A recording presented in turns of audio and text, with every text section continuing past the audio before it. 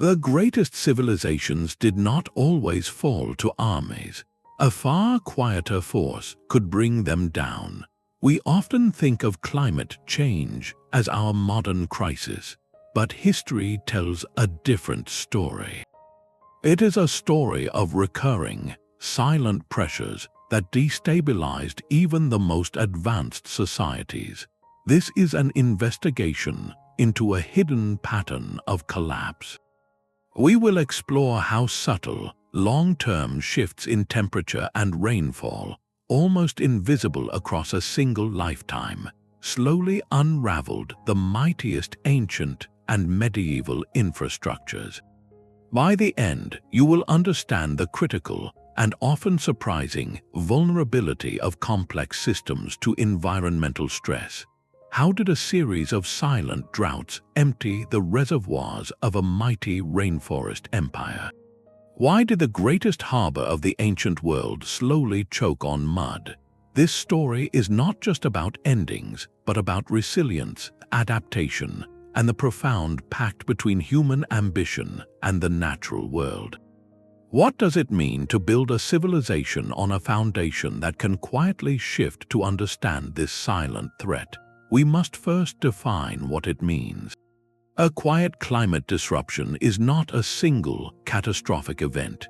It is not the sudden darkness of a volcanic eruption or the fiery impact of a meteor.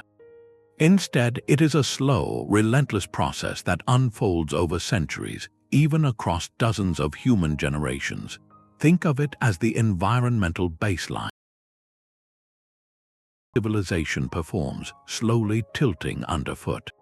This could be the monsoon belts, those great engines of seasonal rain, subtly shifting their course over hundreds of years. It could be the creeping advance of desert sands, a process called desertification, where fertile land inch by inch loses its vitality. Or it might be a megadrought, a drought so severe and so prolonged it lasts for multiple human lifetimes. These are changes almost impossible to perceive within the span of a single life. A farmer might notice a few dry years, then a few good ones, and dismiss the pattern as simple bad luck. A city planner would not see the harbor silting up from one decade to the next. Yet across 10 generations, the accumulated effect is total transformation. The infrastructure of an empire, its granaries, its aqueducts, its trade routes, is engineered for a specific world. When that world changes, not with a bang, but with a whisper, the foundations of power begin to crack without anyone realizing why. These systems were masterpieces of human ingenuity, designed for a world they believed was fixed. An empire's aqueducts were engineered to capture rainfall from specific mountain ranges. Its granaries were sized for harvests that followed a reliable seasonal rhythm. The great roads and sea lanes that moved troops and treasure depended on predictable weather to remain open. This was the core vulnerability. Ancient and medieval infrastructure did not simply exist in the environment. It was a careful negotiation with it. Every canal, every terrace, every harbor was a bet placed on the stability of the natural world. When you build a sprawling city in a dry region, you are betting the monsoon will arrive each year. When you carve a metropolis from a rainforest, you are betting the rains will be neither too weak nor too strong. These were not standalone buildings but interconnected networks, what we might call systems. A failure in one part could cascade through the entire society. A silted harbor meant no grain shipments, which meant empty granaries, which meant restless cities. The very thing that made a civilization powerful, its ability to reshape the landscape to feed and connect millions, also made it fragile. That intricate web of dependencies could be undone by a shift in the climate baseline too subtle for any emperor to notice in his reign. To see how this quiet pressure actually worked, we must move from the general idea to the specific story. The collapse of a system is always found in the details. Deep in the seasonal rainforests of Central America, the classic Maya built cities of stone that defied their environment. At places like Tikal and Caracol, They did not just live in the jungle, they engineered it. Theirs was a civilization of brilliant hydrological architects, masters of capturing, storing, and distributing a single precious resource, water. In a land where the rains came in powerful seasonal bursts, followed by months of dryness, survival for hundreds of thousands of people depended on an intricate, man-made water cycle. Vast reservoirs were carved into the limestone bedrock, acting as giant cisterns to hold the lifeblood of the wet season. Networks of plaster-lined canals and carefully sloped plazas funneled every drop of rainfall into these storage basins. They sculpted the hillsides into agricultural terraces that reduced erosion and retained soil moisture. This was not a simple collection system.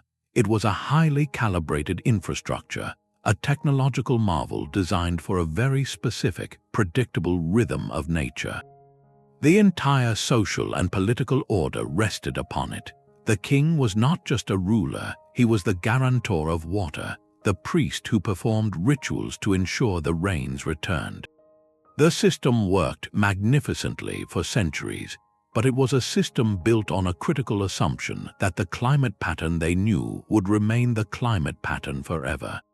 Their world was engineered for a balance of wet and dry that one day quietly began to tilt. The cracks in their world began with a subtle change in the rain. For generations, the Maya hydrological system was a triumph of engineering, but it was engineered for a specific pattern of abundance. Paleoclimate research, the study of ancient environmental clues, tells us that pattern began to falter. Evidence locked in lake bed sediments and in the slow drip of cave stalagmites reveals a profound shift. During the 9th and 10th centuries, the region was struck not by one bad drought, but by a series of intense megadroughts. These were dry periods so severe they could last for 20, 30, or even 50 years.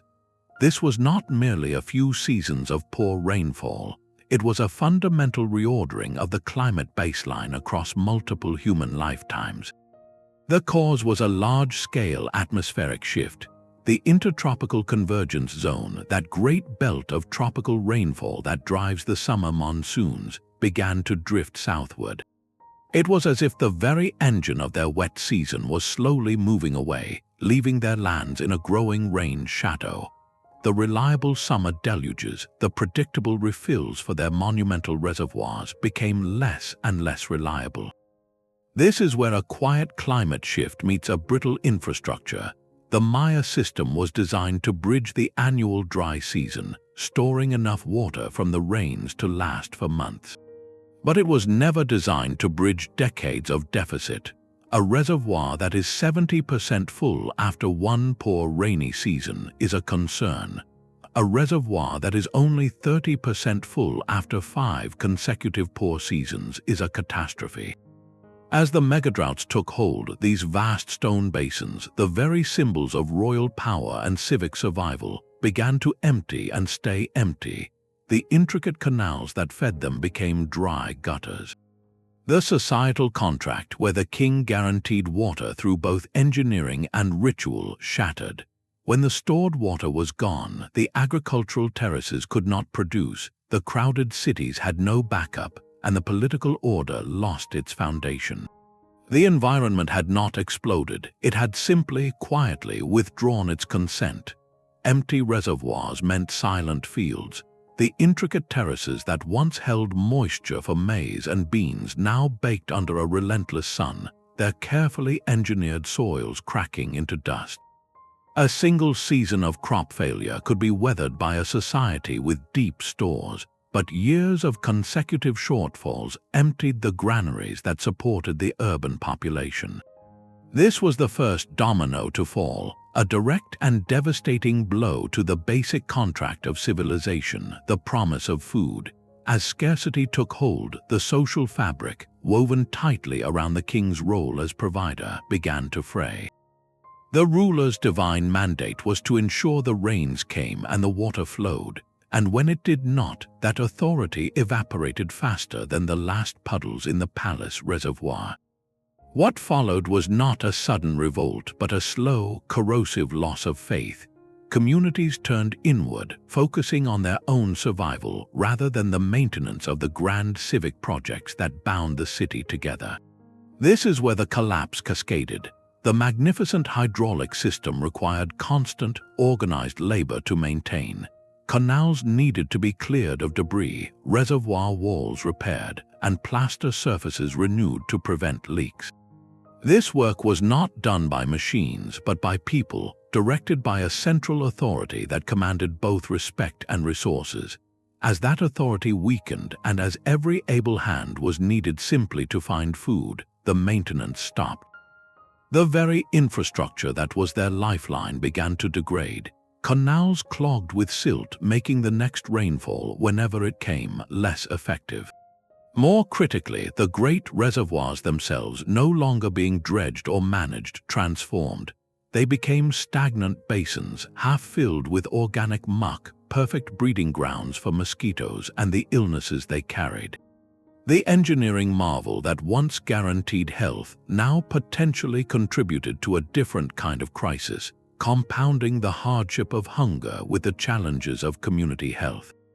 A system built to conquer a seasonal dry climate had become a dangerous liability in a new era of prolonged drought. The final act was not destruction but quiet departure. One by one, the great ceremonial centers emptied. The stone palaces and temples, once the vibrant heart of a complex society, were left to the forest. It was not an invasion that ended the classic Maya cities, but a gradual, heartbreaking relinquishment. The environment had shifted its baseline, and the civilization's brilliant, rigid adaptation to the old world could not bend. It could only break. Their story is a profound lesson in systemic vulnerability, showing how a civilization's greatest strength, its deep technological integration with a specific environment, can become its ultimate point of failure when that environment changes. The silence that followed in the rainforest was the sound of a pact with nature, rewritten by a changing sky. The Maya collapse shows a system failing in isolation, but what happens when a climate shift targets the very arteries of connection that bind an empire together? To answer that, we must cross an ocean and enter a different world of engineered stability, the Roman Empire at its height. Rome was not just a city of stone, it was a city of mouths, over 1 million people requiring thousands of tons of grain every single year just to eat. This staggering demand was met not by the farms of Italy, but by a colossal, state-run supply network stretching across the entire Mediterranean Sea. This was the cursus publicus, the imperial courier and transport system, and the vast fleet of grain ships it orchestrated. Think of it as the ancient world's most critical supply chain, a logistical masterpiece that turned the Mediterranean into a Roman lake. At its heart were the breadbaskets of Egypt and North Africa, regions whose fertile Nile and coastal plains were harvested to fill the holds of specialized cargo ships. These vessels, following set sea lanes and sailing schedules, embarked on a perilous journey north, their cargo literally the stability of the empire. The system was a marvel of integration, pulling resources from conquered provinces to fuel the imperial capital. It was also a system of profound vulnerability, because its entire rhythm depended on forces no emperor could command, the predictable winds of the Mediterranean and the life-giving floods of the Nile. This infrastructure of absolute control was built upon a foundation of absolute environmental consistency. For centuries, that rhythm seemed as reliable as the turning of the seasons. The Nile flooded, the grain ripened, the ships sailed, and Rome was fed. But in the 6th century, something broke that rhythm. A series of colossal volcanic eruptions, far from the empire's borders, injected vast amounts of ash and sulfur into the stratosphere. This veil of particles reflected sunlight back into space, triggering a period of abrupt global cooling, now known by scholars as the Late Antique Little Ice Age. For the Roman world, or what remained of it in its eastern capital of Constantinople, this was not a slow drift but a sudden, violent lurch into a new and unfamiliar climate. The volcanic winters that followed were profound.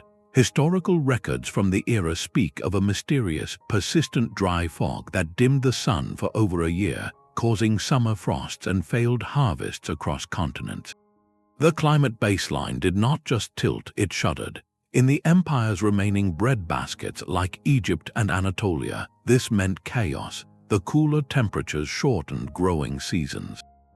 The altered atmospheric patterns disrupted the very predictability of the rains and the Nile's life-giving flood cycle, which depended on rainfall patterns far to the south. A field that once reliably produced 100 bushels of wheat might now yield only 60 or 70. This was not a localized famine, but a systemic shortfall across the primary sources of imperial grain. The mathematics of survival for the great cities suddenly did not add up. The annona, the state-sponsored grain dole that fed the urban masses of Constantinople and Rome, was not a charity, it was a political contract. In exchange for order and allegiance, the emperor provided bread. That bread came from the harvests of distant provinces, transported along the same vulnerable sea lanes.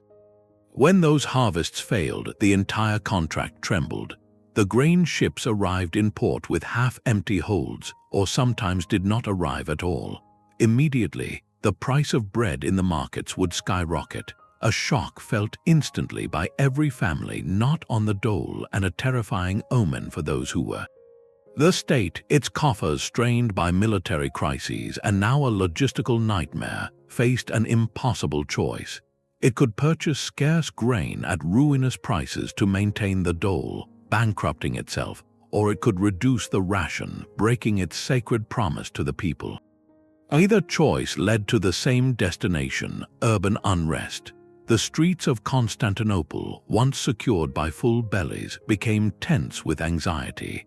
Riots over bread were riots over broken trust, and each one chipped away at the perceived power and divine favor of the emperor.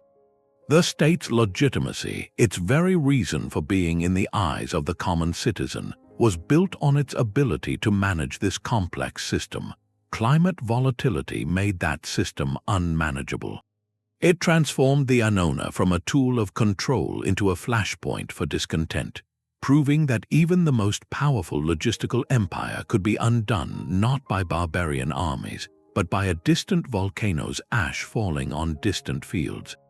The connection between a stable state and a stable climate had never been clearer or more fragile.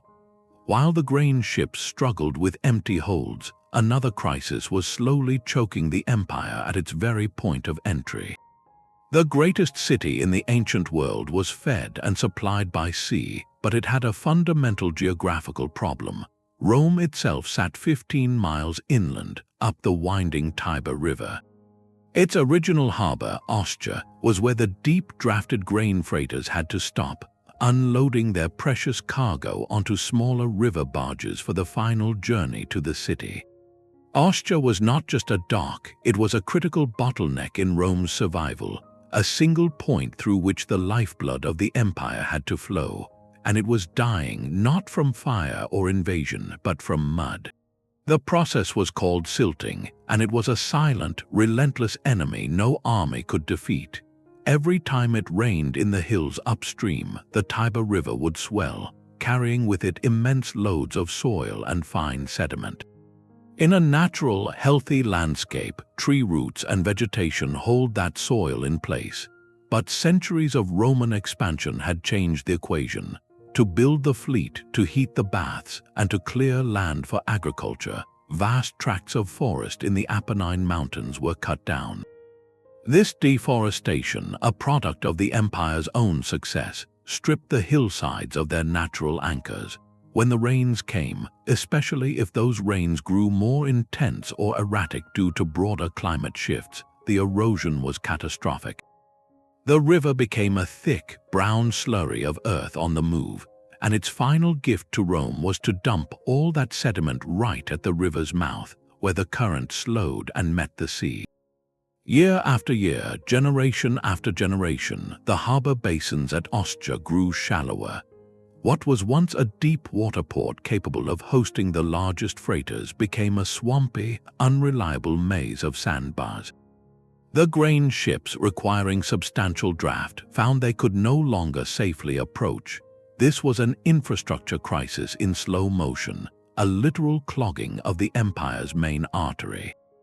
The Roman response was a testament to their engineering brilliance and to the exhausting cost of fighting a changing environment. They did not simply accept the loss of Ostia. Emperor after emperor launched monumental projects to reclaim the harbor. They constructed massive breakwaters, long stone arms stretching out into the sea, to try to redirect the current and scour the channels clean. They organized vast dredging operations, a constant battle of men and machines against the endless flow of silt. For a time, it worked, but this was a war of attrition against the very landscape, and the landscape always had the advantage. Each engineering solution was temporary, demanding ever more resources, ever more slave labor, and ever more money from the imperial treasury. The silt kept coming. The cost of maintaining this failing system began to outweigh its benefit. The empire faced a simple, brutal calculation: adapt or starve. The adaptation was as grand as the problem. The Emperor Claudius and later Trajan made a momentous decision. They would abandon the fight at Ostia and build an entirely new harbor from scratch a few miles north. This was Portus, a staggering artificial harbor complex dug out of the coastline. They created a huge, circular basin protected by a seawall, with a separate inner hexagonal dock for unloading. It was one of the most ambitious maritime engineering projects of the ancient world. But Portus itself was a response to an environmental process that deforestation and climate-influenced rainfall had accelerated. It was a brilliant, desperate, and incredibly expensive fix. The resources poured into Portus, resources that could have fortified frontiers or built new aqueducts, were instead spent just to keep the supply line open. This is the hidden toll of a shifting baseline, the constant, draining need for adaptation. An empire can handle a single crisis, a one-time project. But when the environment itself becomes an unstable, demanding force, requiring endless investment just to maintain the status quo, it drains resilience from every other part of the system. The silting of Ostia did not cause the fall of Rome, but it exemplifies a critical truth: the most powerful infrastructure can be defeated not by force, but by the gradual, accumulating pressure of a world in flux. The empire kept building higher walls against barbarians, but how do you build a wall against a river of mud? Yet the Romans' struggle against the sea was a battle at the edge of their world. For the ultimate expression of a civilization built entirely upon water management, we must travel to the other side of the globe, to a city that did not fight its environment, but sought to completely re-engineer it. This is the story of Angkor, the heart of the Khmer Empire, and a metropolis of staggering ambition. At its peak, Angkor was not a dense cluster of towers, but a vast, low-density urban sprawl covering an area nearly the size of modern-day Los Angeles. What held this sprawling city together and fed its estimated 1 million inhabitants was not paved roads but water. The Khmer engineers performed one of history's most audacious acts of landscape architecture. They transformed the seasonal floods of the Tonle Sap Lake and the capricious monsoon rains into a predictable, manageable resource. The entire region became a machine for capturing, storing, and distributing water on a colossal scale. At the center of this system were the barays, immense, rectangular reservoirs built with earthen dikes, each one larger than many natural lakes. The largest of these, the West Baray, stretches over 5 miles long and 1.5 miles wide. These were not just decorative ponds, they were the strategic reservoirs of the state. Radiating out from these giant basins was an intricate, grid-like network of canals, channels, and moats that connected every temple complex, rice field, and neighborhood. This hydraulic grid served 3 masterful purposes: First, it captured the torrential monsoon deluges, preventing catastrophic flooding and storing the excess. Second, it distributed that stored water through the long, punishing dry season to support intensive rice agriculture, allowing for multiple harvests each year. And third, the system's very presence stabilized the soil, preventing erosion and managing the groundwater table beneath the city. Angkor was a civilization that had seemingly solved the problem of water's inconsistency. Their power was literally carved into the earth, a testament to human control over nature. But this control came at a price. The entire social, economic, and spiritual order of the Khmer was invested in the perfect functioning of this single, magnificent system. The God King's divine authority was proven by the full barays and the green, productive fields. The scale that made Angkor powerful also made it exquisitely sensitive. Like a vast, carefully balanced mobile, the slightest shift in the climate's rhythm could send tremors through every part of the structure. This was peak hydraulic engineering, and with it came peak hydrological vulnerability. The perfection of Angkor's water grid masked a fatal flaw. Its design assumed a stable rhythm of nature that the climate, in time, refused to provide. For generations, the system worked with the precision of a clock, but a clock can be broken by a single powerful blow or by the slow, cumulative wear of its own gears. At Angkor, both forms of damage arrived together. Paleoscientists, the detectives of ancient environments, have uncovered a troubling story written in the landscape itself. By studying the growth rings of ancient trees from the region, a science called dendrochronology, and by extracting long tubes of mud known as sediment cores from the beds of the barays and surrounding moats, they have reconstructed a climate turning volatile. The evidence points not to a simple, gradual drying, but to a period of violent swings in the 14th and 15th centuries. The stable monsoon pattern dissolved into a cycle of punishing extremes. First would come a severe, multi-year drought.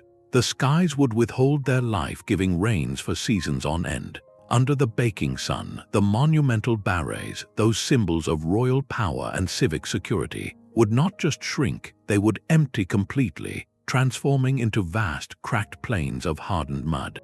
The intricate network of canals feeding from them would become nothing more than sunken, barren ditches.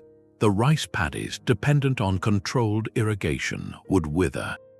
The city's entire hydrological logic, its reason for being, would fail.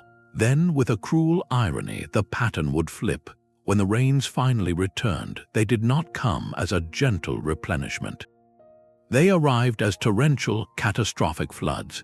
The weakened, dry landscape could not absorb the sudden deluge. Instead of water being gracefully channeled into the storage basins, it would rage across the land as uncontrolled runoff. This is where the second, physical destruction began.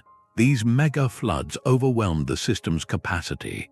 Canals and spillways designed for a predictable volume of water were overtopped and breached. More devastatingly, the force of the water scoured the unprotected earth, carrying enormous loads of soil and silt. This sediment did not just muddy the water, it actively dismantled the infrastructure. It clogged the very canals and inlets meant to fill the barays, making them less effective even when water was available. It settled thickly on the floors of the reservoirs themselves, drastically reducing their storage capacity over time. Each cycle of drought and flood acted like a hammer and chisel on the stone and earthworks. The drought stressed the system and the society, and the flood physically damaged its components. With each passing cycle, the magnificent water grid lost a little more of its precision, its efficiency, and its ability to guarantee the survival of 1 million people. The God King's promise was written in water, and the climate had begun to erase it line by relentless line. This is the core of the infrastructure trap. The Khmer had not simply built a water system, they had built their entire civilization as an extension of it. Every temple, every neighborhood, every farm plot was plotted onto that hydraulic grid. The society's identity, its economy, and its political power were all locked into the functioning of that specific, magnificent design. Imagine trying to move the foundation of a house while still living inside it. That was the impossible challenge Angkor faced. When the climate shifted from a stable rhythm to violent swings, the required response was not minor maintenance. It was a complete overhaul. To survive the new era of droughts and floods, they would have needed to fundamentally re-engineer their world. They might have needed to abandon the massive, centralized barays for smaller, decentralized reservoirs less vulnerable to siltation. They might have needed to shift their agricultural focus away from intensive, irrigation-dependent rice and toward more drought-resistant crops.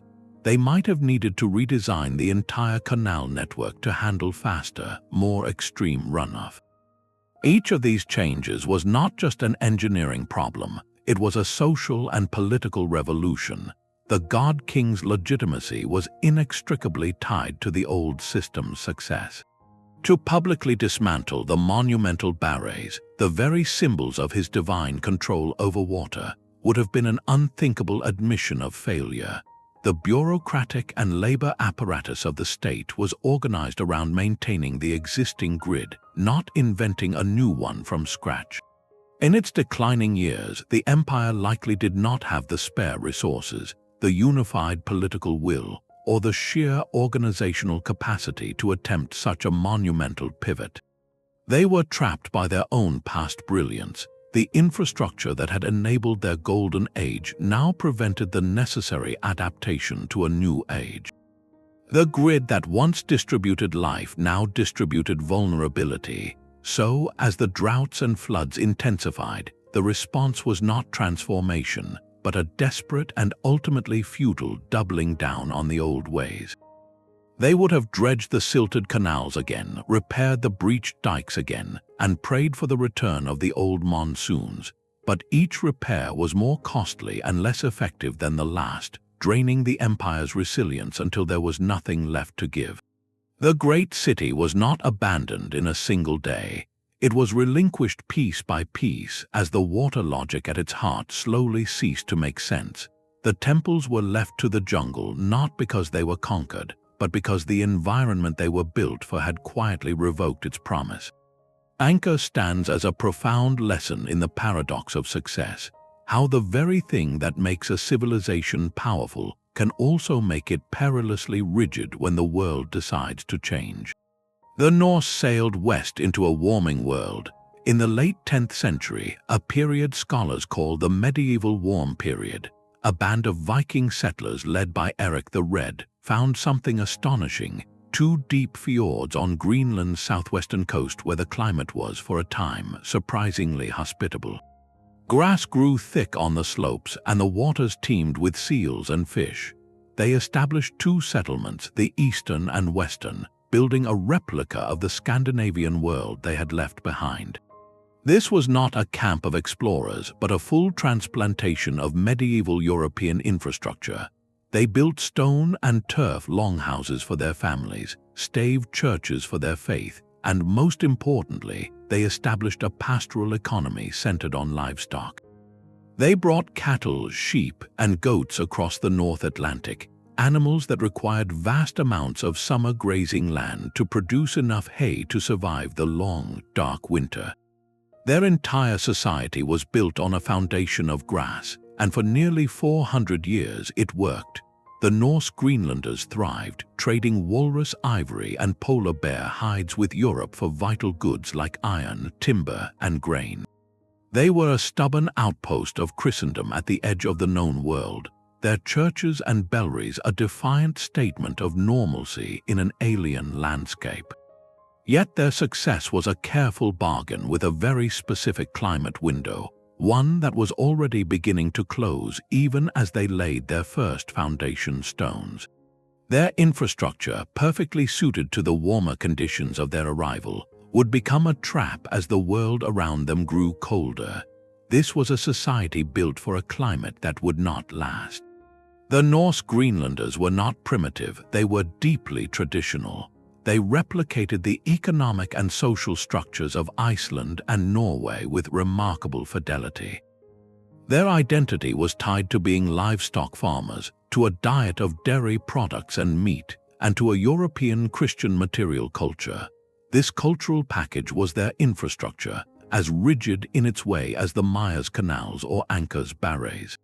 They cleared land for pasture, built barns to store winter fodder, and organized their year around the hay harvest. Their survival depended on a long, reliable growing season where grass and sedge could grow abundantly enough to be cut, dried, and stored. For centuries, the medieval warm period provided just that. But climate is not a permanent state, it is a variable. Beginning in the 13th century, the North Atlantic region began a long, uneven descent into what is known as the Little Ice Age. This was not a single cold snap, but a centuries-long cooling trend that brought shorter, wetter summers and longer, more severe winters. The environmental baseline upon which the Norse had built their entire way of life was slowly, inexorably shifting. The grass grew more slowly and for a shorter period. The hay yields dwindled. Winter stores, which once lasted comfortably into spring, now ran dangerously low. The livestock, already stressed by the cold, began to perish. This was a quiet, creeping emergency, a deficit that accumulated year after year, generation after generation. The Norse infrastructure, both physical and cultural, was maladapted to this new reality. Their barns were designed for storing a certain volume of hay, a volume the land could no longer provide. Their social hierarchy, likely centered on the wealthiest farmers with the most livestock, was built on an economy that was becoming non-viable. They were trying to run a system designed for a temperate pasture in an environment that was becoming increasingly Arctic. The question was not if they would adapt, but how, and whether their deep cultural identity would allow them to change in time. The Norse Greenlanders were not alone on the island. As their pastures struggled, another people moved south along the coast, masters of a world the settlers could not comprehend. These were the Thule culture ancestors of the Inuit, and their relationship with Greenland was one of profound mobility and flexibility. While the Norse were tied to their farms, the Inuit lived with the ice and sea. Their technology was portable and resilient, sleek skin-covered kayaks and larger umiaks for hunting at sea, dog sleds for travel across the frozen winter landscape, and sophisticated toggle-headed harpoons designed to hunt seals at their breathing holes. Their social structure was fluid, allowing groups to coalesce or disperse based on the seasonal availability of game. They did not farm the land, they harvested the marine ecosystem, a food web far richer and more stable than any single pasture. When the Little Ice Age intensified, bringing longer seasons of sea ice and shifting animal migrations, the Inuit did not fight the change, they followed it. Their entire cultural and technological infrastructure was built for adaptation, for reading the subtle signs of the environment and moving to where the resources were. They thrived not in spite of the changing climate, but by embracing its new rhythms. The contrast on the same island could not have been starker. Two civilizations, two infrastructures, facing the same environmental pressure with diametrically opposed outcomes. One was rigid, the other supple. One was anchored, the other nomadic. The Norse watched their world contract while the Inuit navigated its transformation. This juxtaposition forces a difficult question. What does it mean to be resilient? Is it the strength of your walls or the lightness of your footprint? The Norse, for all their courage and ingenuity, had built a life that required the climate to remain as it was when they arrived. When it changed, their very identity became a weight that kept them from moving both physically and culturally. Their story is a poignant reminder that sometimes the greatest threat to a society is not the change itself, but an inability to imagine a different way of being. The silence that eventually fell over the eastern and western settlements was not the silence of defeat by an enemy. but the quiet end of a way of life that could no longer sustain itself in a world that had grown colder and less forgiving. The Norse settlements in Greenland were connected by a fragile thread, a sea lane stretching back to Iceland and beyond to Europe. This was not merely a route for trade, it was their essential lifeline, the infrastructure of their very identity. Their pastoral economy could produce food, but it could not produce the critical materials of a medieval European society: iron for tools and weapons, quality timber for building and ship repair, even the grain for sacramental bread. All of it arrived on the creaking hulls of merchant Nars that braved the North Atlantic. The entire Norse model in Greenland was a hybrid, a local subsistence base propped up by imported necessities. Their survival depended on the export of high-value Arctic luxuries, primarily walrus ivory, to pay for these vital imports. It was a delicate but functional economic circuit, a heartbeat of commerce that pulsed across the ocean each sailing season. This heartbeat grew fainter as the world grew colder. The Little Ice Age did more than shorten the growing season on land. It transformed the sea itself. Longer, more severe winters meant the sea ice, that great floating plain of white, began to linger further into the spring and form earlier in the autumn. The traditional sailing season, already a narrow window of opportunity, was squeezed from both sides. The routes became choked with hazardous pack ice, creating unpredictable barriers and deadly traps for wooden ships. Storms, perhaps growing more frequent or intense in the volatile climate, made the passage even more perilous. What was once a difficult but regular voyage became a gamble with increasingly poor odds. For the merchants of Iceland and Norway, the calculation began to shift. The risk of losing a ship and its crew to the ice was weighed against the diminishing returns. The European market for walrus ivory was itself being supplanted by elephant ivory arriving via new trade routes from Africa. The value of Greenland's main export was falling just as the cost and danger of fetching it were rising. One by one, over decades, the merchant ships stopped coming. The lifeline was not cut with a single snap, but frayed until it finally fell silent. The last ship departed, and no other appeared on the horizon to take its place. The settlements were now truly alone, marooned in their changing world with an infrastructure built for a connected existence that no longer existed. Isolation is a quiet catastrophe. Without imported iron, the tools that tilled the marginal soil and repaired the vital fishing gear could not be maintained. A broken plowshare could not be reforged, only repurposed. Nails rotted out of ship timbers with no replacements. The very vessels needed for local seal hunting, their last remaining reliable food source, became impossible to keep seaworthy. Without timber, the great halls and barns, already strained by the harsh climate, decayed without the means for proper repair. The societal model itself began to unravel.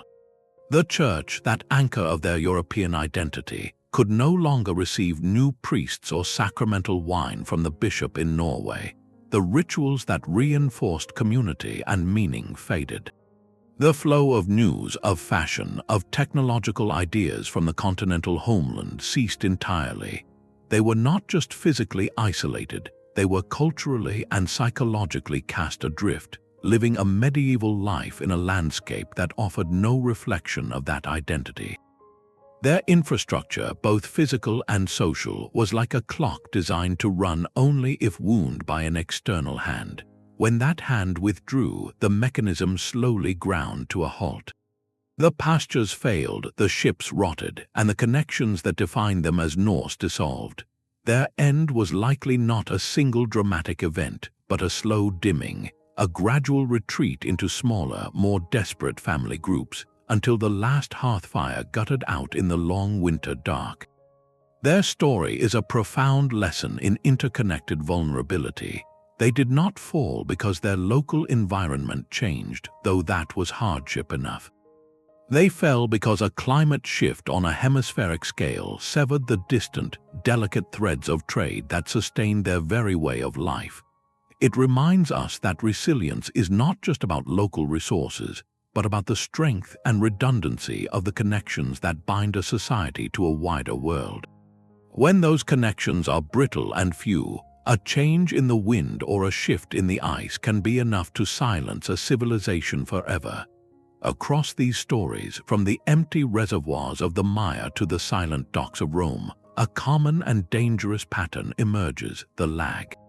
This is the critical delay between a changing climate and a society's full understanding of its new reality.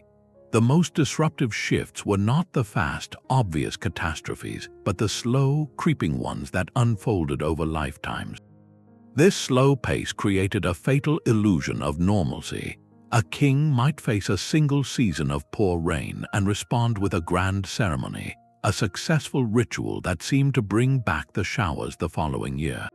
A harbor master might order a massive dredging project, clearing the silt for another decade of trade. These were not failures of action, but successes in treating the immediate symptom. The problem was that each successful short-term fix reinforced the belief that the old system was still fundamentally sound. It allowed political and social inertia to set in, a powerful force that favors the known path over the risky, unknown leap of transformation. Why abandon the magnificent water temple if a new prayer seems to work? Why redesign the entire harbor when another round of dredging will do? This cycle of coping rather than adapting masked the long-term decline. It allowed the foundational cracks to widen invisibly behind the plaster of temporary repairs. Leaders were not ignorant, they were often brilliantly managing the crisis right in front of them. But they were managing for the world they knew, not the world that was quietly arriving. The true crisis point was reached not when the environment changed, but when the accumulated lag between change and response finally became too great to bridge. By the time the reservoirs were permanently dry, or the grain ships could no longer reach port, the resources and the social cohesion needed for a fundamental overhaul were often already spent. The society had exhausted its resilience coping with the symptoms, leaving nothing in reserve to address the root cause. This lag is the silent killer of complex civilizations because it turns time, the very thing they thought they had, into their greatest enemy. But there is a deeper, more unsettling layer to this story. The very infrastructures built to control nature could, in the end, become instruments of their own undoing. These systems did not just passively fail under climate stress, they actively amplified its destructive power. Think of it like building a magnificent dam across a river. The dam provides water, power, and security. But if the river's flow changes dramatically, that same dam can turn a manageable flood into a catastrophic wall of water, or a seasonal drought into a permanent crisis. The ancient world was filled with such amplifiers, where human ambition accidentally wired vulnerability directly into the landscape. In Rome, the need for timber to build the fleet and heat the baths drove widespread deforestation in the Apennine Hills. This was not an act of malice but a logical requirement for a growing empire. Yet by stripping the hills of their anchoring trees and plants, they removed the landscape's natural shock absorbers. When the rains fell, the soil had nothing to hold it. The resulting erosion did not just dirty the Tiber, it turned the river into a conveyor belt, delivering mountains of silt directly to the harbor of Ostia. The empire's own demand for resources accelerated the very process that choked its most critical port. Their infrastructure for control, the ships, the baths, the city itself, indirectly engineered the failure of another infrastructure, the harbor. It was a devastating feedback loop where the solution to one problem became the cause of another, all driven by a changing climate that made the rainfall more intense and unpredictable. The environment was not attacking from the outside, it was reacting to pressures applied from within. This phenomenon reached its most sophisticated form at Angkor. The Khmer water grid was a masterpiece of hydrological engineering, but its scale created a profound ecological fragility. By channeling virtually all surface water into a centralized, human-made system, they simplified a complex natural watershed. In a stable climate, this efficiency was a strength, but when the climate turned volatile, that simplification became a deadly weakness. The massive barays and canals effectively replaced the diverse, buffering capacity of natural wetlands and forested floodplains. In a natural system, a severe drought might lower the water table and stress certain plants, but the ecosystem retains pockets of resilience. In Angkor's engineered landscape, a drought meant the entire, singular system emptied at once. There were no backup, off-grid water sources because the grid was the water source. Conversely, when mega floods arrived, a natural landscape would have allowed the water to spread out, to be absorbed slowly across marshes and forests. But Angkor's grid was designed to capture and contain water, not to let it disperse. The canals funneled the torrential runoff with concentrated force, turning a widespread flood into a series of devastating torrents that scoured the earth and clogged the channels with more silt than they were ever meant to handle. Their infrastructure for controlling variability had, over centuries, created a landscape uniquely sensitive to it. They had traded a resilient, messy natural system for a brittle, elegant artificial one. The very thing that made them powerful, their absolute command over water, had also erased the landscape's natural capacity to cope with extremes. When the climate shifts came, they were not facing a modified environment, but one they had fundamentally rewired to be less forgiving. The amplifier was turned up to its maximum, and the signal it broadcast was collapse. This is the cruel paradox at the heart of these stories. Societies did not merely build defenses against nature, they often built systems that concentrated nature's force. A terrace designed to prevent erosion could, if overloaded by unprecedented rains, collapse and cause a massive landslide. A centralized grain supply that stabilized an empire could, when the distant breadbasket failed, transform a regional shortage into a continent-wide political earthquake. The infrastructure was meant to be a shield, but under the wrong conditions, it could become a lightning rod. This forces us to reconsider what true resilience looks like. Is it the might of the dam or the flexibility of the riverbank? Is it the grandeur of the centralized reservoir or the distributed intelligence of 1,000 small springs? The past suggests that the most enduring adaptations are those that work with the landscape's own logic, that build in redundancy and flexibility, and that leave room for the environment to be unpredictable. Because the climate has always shifted in quiet ways and loud ones, the question for any civilization is not if the world will change, but whether what they have built can change with it, or if it will, tragically, help to magnify the coming storm. Yet history is not a simple story of inevitable ruin. For every civilization that fractured under the silent pressure, there are powerful counterpoints, societies that bent instead of breaking. Their stories reveal a crucial truth: collapse was not a foregone conclusion, but the result of a specific, fragile alignment, a rigid infrastructure meeting a shifting climate under a rigid governance. To see the alternative, we look to the peaks of the Andes, where the Inca Empire engineered a landscape of astonishing resilience. Their approach was not about dominating a single environmental rhythm, but about embracing complexity itself. The Inca did not rely on one monumental reservoir or a single breadbasket. Instead, they sculpted the mountainsides into vast staircases of agricultural terraces, and they threaded them with canals fed by glacial melt and mountain springs. This was a decentralized, modular system. If drought struck one valley, the terraces on a different slope, facing a different microclimate, might still produce.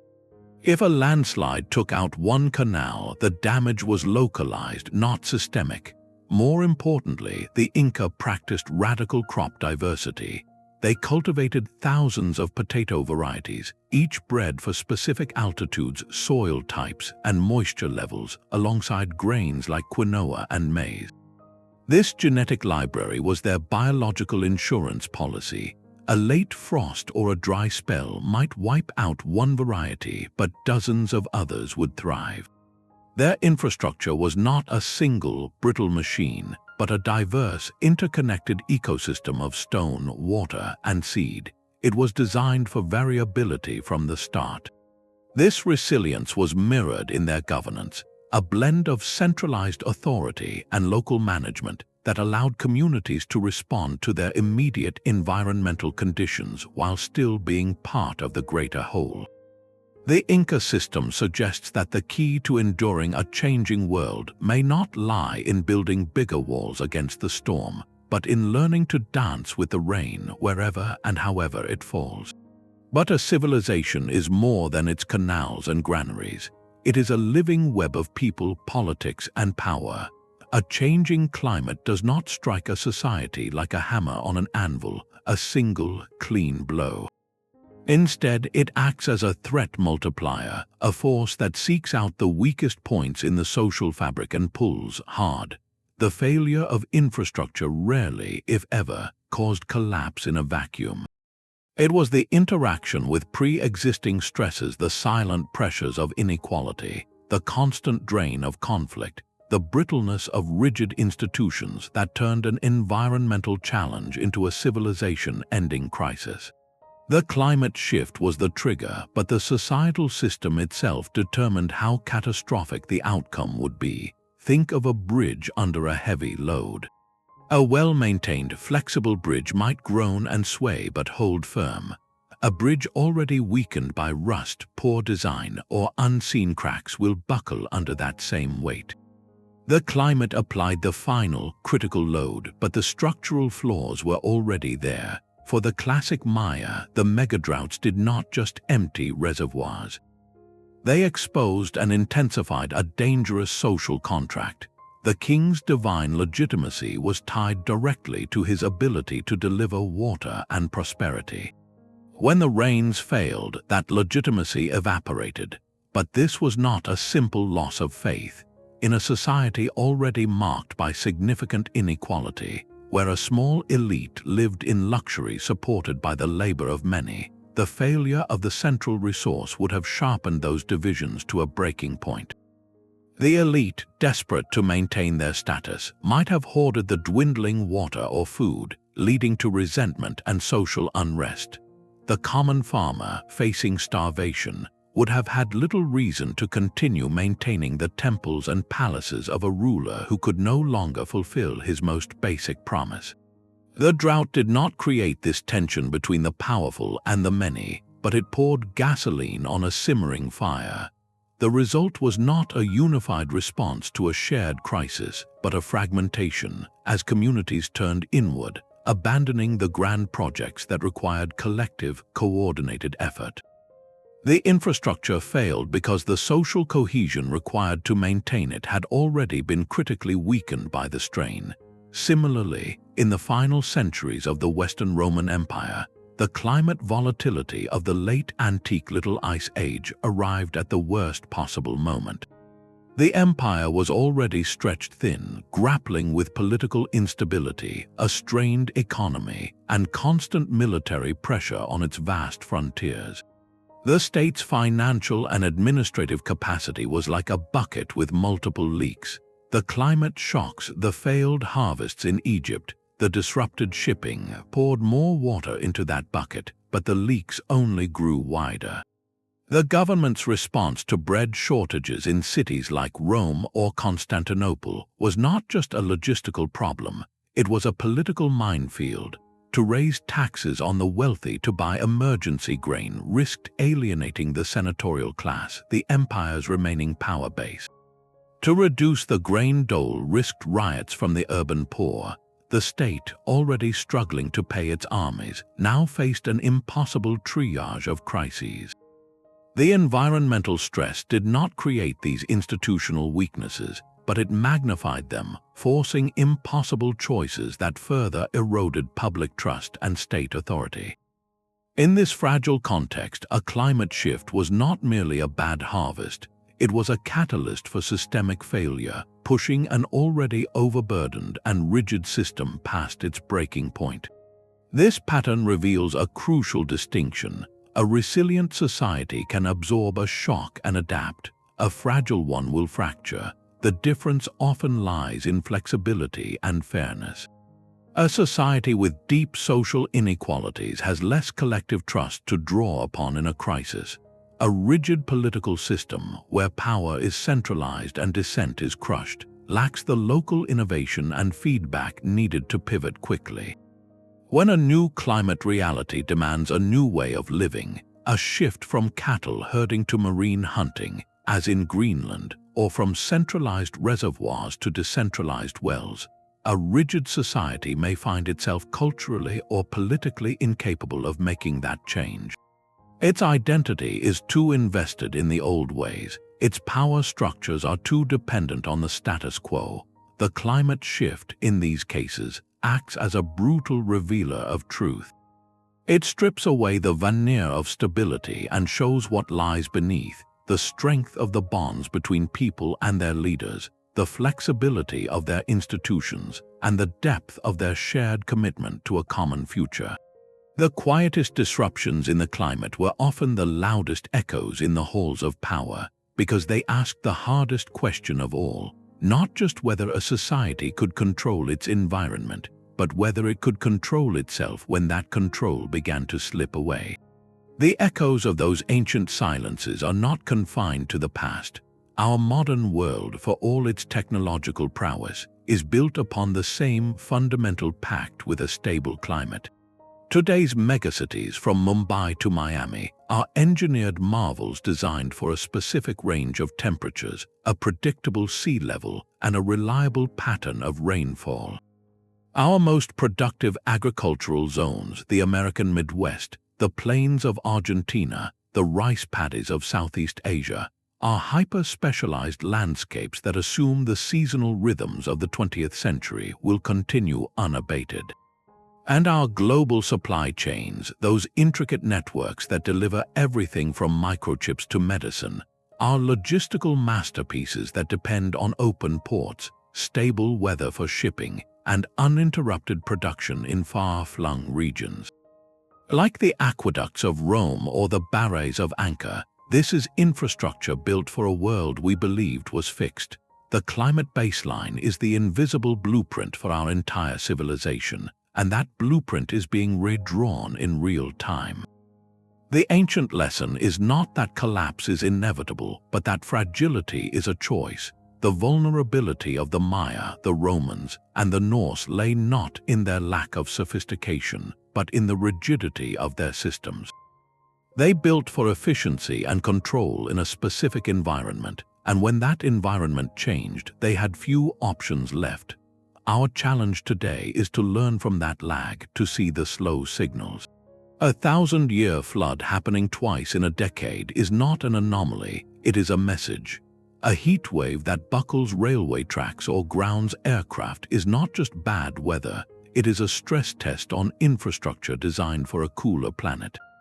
These are the early whispers of a shifting baseline, the same kind of whispers that ancient engineers might have missed or explained away.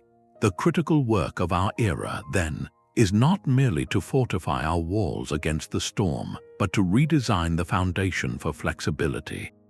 This means building redundancy into our systems, so that the failure of one power grid or one port does not cascade into a regional blackout or a global shortage. It means investing in decentralized resources like local renewable energy and diversified agriculture, so that communities are not wholly dependent on a single, distant source of food or power. It means designing cities with permeable surfaces and expanded green spaces to absorb floodwaters, rather than funneling them all into overtaxed concrete channels. Most importantly, it means cultivating a cultural and political capacity for adaptation, the ability to listen to the environment's signals and pivot before the crisis point is reached. The past shows us that civilizations do not fail because the climate changes. They fail when they are unable to change with it. Our greatest advantage is that we can see the pattern written across millennia. We have the chance to build not for the world as it was, but for the world as it is becoming, creating an infrastructure that is resilient not because it is invulnerable, but because it is adaptable, learning, and alive. Yet the story we have traced is not etched in stone, but in mud, in tree rings, and in ice. The very nature of this evidence means our understanding is always evolving, a puzzle with missing pieces. Reconstructing ancient climates is an act of scientific interpretation, and each new discovery can refine or even rewrite the narrative. For decades, scholars debated the precise timing of the Maya megadroughts or the severity of the Little Ice Age in Greenland, because the data from a single lake sediment core or a handful of tree samples could tell slightly different stories. This is the inherent challenge of paleoclimatology, the science of past climates. The proxies, the natural archives like ice cores and stalagmites, are magnificent records, but they are also local. A drought severe in the Patane region of Guatemala might have been less intense 100 miles away. Connecting these scattered dots into a coherent picture of societal collapse requires careful, ongoing detective work.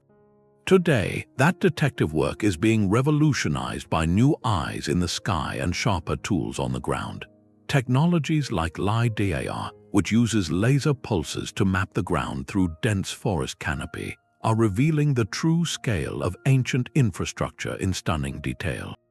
In places like Angkor and the Maya lowlands, LiDAR has not just confirmed the existence of known canals and roads, it has unveiled vast, previously hidden networks of farmsteads, small reservoirs, and terraces. This changes the equation. It shows us these societies were even more extensive and their land management even more intensive than we thought, which in turn means their environmental footprint and their potential vulnerability were greater. Simultaneously, scientists are developing higher-resolution paleoclimate proxies. Imagine moving from a weather report that gives you the average rainfall for a century to one that can pinpoint decade by decade, or even year by year variations. By analyzing thinner layers in sediment cores or using new chemical techniques on stalagmites, researchers are beginning to see not just the long megadrought, but the specific years of catastrophic failure within it. This allows for a much more precise alignment of climate events with historical records, like the dedication dates on stone monuments or the abandonment layers in archaeological digs. These advances bring us closer to the human experience of these shifts, but they also open profound new questions. One of the most haunting is the question of foresight. Did the priests of Chichen Itza, reading celestial patterns, sense a coming change in the rains? Did the Norse hunters, noticing the sea ice forming earlier each autumn, understand their world was growing colder in a permanent way? We have no written records of such realizations if they occurred. It is possible that some societies did attempt strategic adaptations that left no trace in the archaeological record. A community might have quietly shifted to a more drought-resistant crop, only for that experiment to be wiped out by the very crisis they were trying to avoid. A leader might have ordered the excavation of a new, deeper well system, a project abandoned halfway when the workers were needed for defense or simply succumbed to hunger. These silent, failed adaptations are the ghosts in the machine of history, the paths not taken that could reveal just how aware these civilizations were of their changing world. The ongoing research, therefore, is not just about fixing dates on a timeline. It is about restoring agency and nuance to these ancient peoples.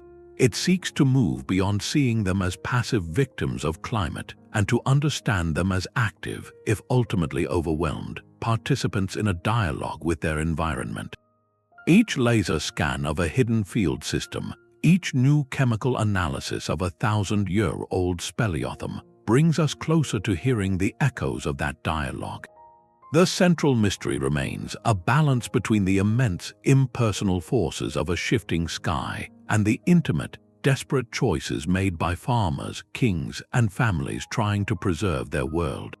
What we are ultimately searching for in the silt and the ice is not just the story of how things ended, but the story of how they were sustained until the very last moment, and what, in the end, they chose to hold onto when the world they knew began to fade away. The grandest walls and canals were ultimately conversations with the sky, written in stone. These infrastructures, from the Maya reservoirs to the Roman harbors, were not just feats of engineering, they were profound statements of belief.